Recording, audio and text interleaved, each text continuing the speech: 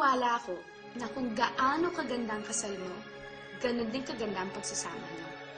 Kaya naman dapat, kasal pa lang, perfect na. Kaya kapag ako ang kinasal, sisiguraduhin kong mahal na mahal ko ang lalaking pakakasalan.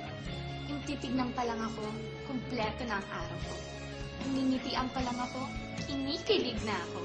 Siya ang one great love ko.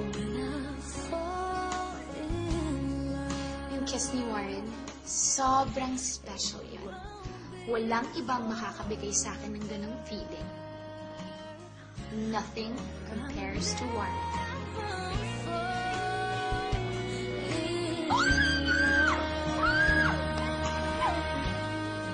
Somehow, I feel nararamdaman niya ang gusto kong sabihin. Na I love him and I'm still waiting.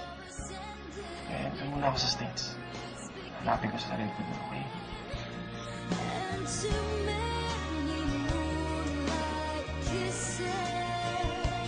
Hoy! Aray! Bakit mo ako pinapadala nito, ha? Help kita! Gusto ka makisota!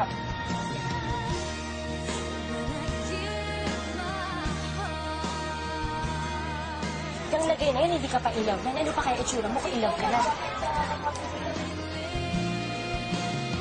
Paano kung bigla na lang bumalik si Warren? Mahal kita, papakasalan kita. Di mo ba ako ipapakilala sa kasama? Mahal ka.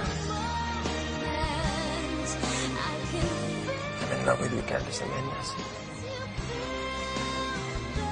Mahal mo ba talaga ako?